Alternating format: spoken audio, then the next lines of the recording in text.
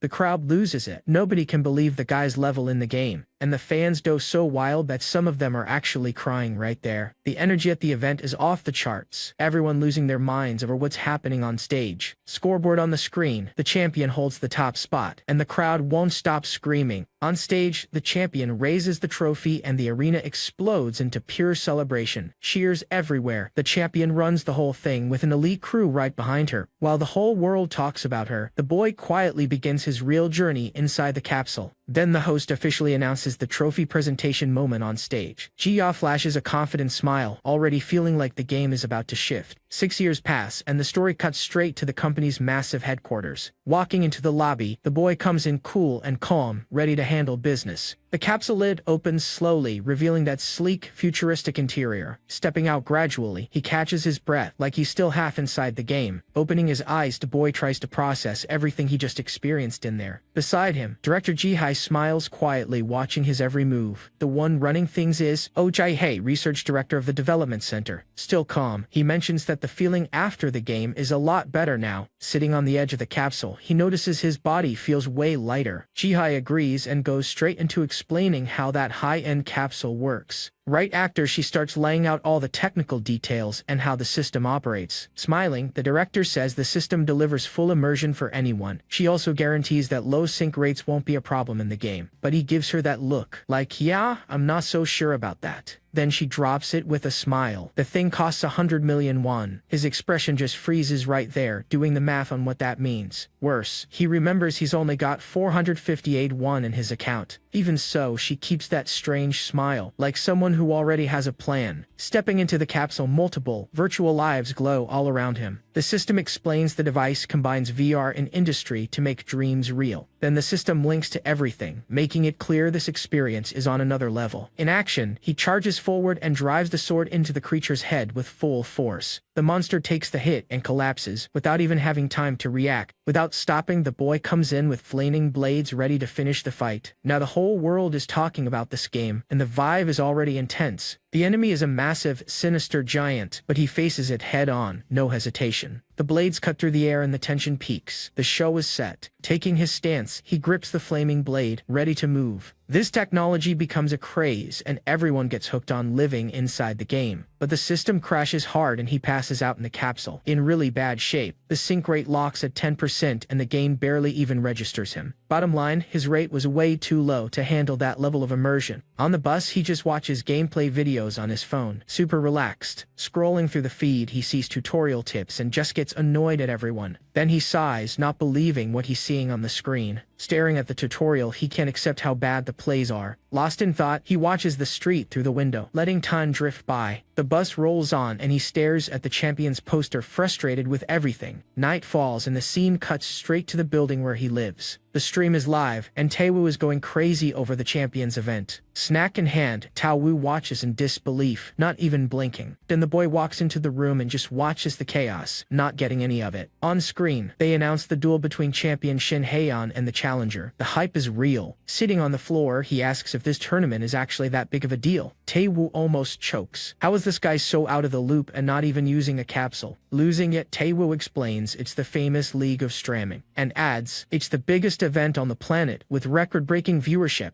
In the end, the boy runs through everyone and takes the trophy. The whole crowd is speechless. He tries to understand the meta, but an archer shows up on screen, way too precise. Then the champion appears, commanding, showing that the level here is something else. The camera catches a swordsman with a dark aura, making the one-on-one feel genuinely dangerous. Thoughtful, the boy analyzes the situation, picking his next move. Meanwhile, he munches on a snack with no idea that a headache is coming his way. Taewoo sees him eating, all calm and nearly short circuits. Then Taewoo goes off about fame and the boy just listens, completely unbothered. Out of nowhere, the boy's phone starts blowing up on the table, breaking the mood. And it keeps buzzing hard like it's actually urgent. He picks it up and reads the message. Have you made a decision yet? The message is pressing for an answer about the VR capsule invite. The wait is real. Looking at the capsules, he remembers Jihei made access easier so we could get started. Jihei stares seriously, making it clear, decide now or it's off the table. Without hesitating, she offers the expensive capsule capsule for free and he just freezes. Smiling, Ja hands over the paperwork, betting big on his potential. On the couch, snacking, he decides to accept and dive into this world for real. Still in disbelief, he can't hide that "wait, seriously?" look on his face. A small smile shows up. He finally chose to take on the challenge, and the confidence hits strong, like he already knows he's going to run everything. Taewoo just watches, trying to understand where all that certainty comes from. Calling out the attitude, Taewoo pushes back, and the boy just holds that smirk. Suddenly, his expression shifts and goes serious, like a true master. He wonders if he just wants to feel that glory again, back when he was the sword god. In silence, he stares into the distance, like someone ready to prove who he really is. The look in his eyes gives it away. The master is back, facing everything without flinching. Surrounded, he doesn't even flinch. Hand moving to the sword, the tension closing in. No words. He draws the blade in one clean motion, ready to handle it. In one fast, precise strike, he takes everyone down before they even process what happened. Back turned, won from the fight, he stands with the sword like it's nothing. With everything quiet, he stares into the distance, feeling the past pulling him forward. Night settles over the temple, and he breathes deep, getting ready for what's next. But the memory shifts. He appears captured and chained in a heavy, dark place, and the scene drives it home. Bound in chains, he relives a past he tried to bury. Even so, he pushes back, and the whole situation flips when he charges forward. Then a man with an overwhelming presence appears, staring the boy down without mercy. On the ground, he faces the memory head-on, feeling the full weight of it all. Then the master appears and reaches out a hand, bringing the origin of everything into focus. With a calm look, the master seems to pull him up from rock bottom. The scene goes further back. The master offers his hand and frees him from that life of hardship. Without that rescue, the sword god would never have existed. Back in the present, he pauses with a brush in hand, thinking of his mentor. That memory still hits, but he faces the present with a cool head. But the nostalgia fades fast, and he closes his eyes, locked in focus. Then he glances to the side with boredom. No patience for what he's hearing. Taewoo comes in with demands, and the boy shows his irritation right away. No filter. He slips for a second, jumping in shock at what he sees. Right after, he drops a "what's all the fuss about" capsule right there beside him. With a bored expression, he makes it clear he's not interested in this conversation. Cutting it short, he repeats, "What's all the fuss about?" Taewoo loses it over the ranking, but he just points, not even reacting to the energy. On the stream, Taewoo is stunned, and the boy stays completely unbothered. The truth, he shows up on the stream just to have fun, try a snack, and ask for likes. But in practice, he throws out a clean strike and makes it clear he's serious. Even under pressure, he still taunts the boss, totally shameless about it. Back in the present, he stares at the screen like he just saw something impossible. Worse, the stream is empty, the chat is going off, and the viewer count drops to almost nothing. Taewoo crosses his arms, skeptical, not buying the story at all. Keeping that closed-off posture, he thinks his friend is really messing up. But the boy ignores the mockery, looking like someone who knows exactly what he's doing. He just sighs, holding back the smile of someone about to prove everyone wrong. Meanwhile, the champion appears on screen with the trophy, shining at the top. Even being doubted, he stays in control, not caring about his friend's skepticism. With a little smirk, he says success isn't just about playing, you need something more. Hand on the capsule, he makes it clear, the secret is dominating with style. Taewoo still doesn't believe it, but he settles into the capsule, ready to show. Ignoring the warnings, he locks in and flashes that confident smile. Not giving the conversation any attention, he gets in the capsule already knowing the outcome. Fully inside, the countdown begins and the system connects to virtual reality. The system counts. In 10 seconds he's in, no going back now. The screen loads the character data, and the game is about to begin for real. Menu opens. Data good. Account empty. Record blank. He's already in the zone. Eyes closed, he relaxes and focuses while the system syncs with the server. The mystery hits. He stands with his back turned, still, ready to move in this new world. Focused on the connection, he prepares for first access and doesn't hesitate. The connection surges, intense light, and the system fully activates. But the instability is concerning and his system almost crashes completely. Even so, he enters the training field, already locked in on the challenge. Right then, a notification pops up. Taewoo just entered the training area. He's inside, but the connection flickers and the system stutters a bit. When it stabilizes, he appears with a little smirk, like he's about to cause trouble. In the training session, Taewoo faces him, ready to test if the talent is real or just talk. Reaching the center, he sees digital targets floating around, everything set for the test. Out of nowhere, Taewoo puts a sword in his hand, just to mess with him. He faces the holographic display, time to see if the skill is actually real. The customization opens with robot levels, and the target is set at 77%. Focused, he adjusts everything, wanting to know if it's real or just hype.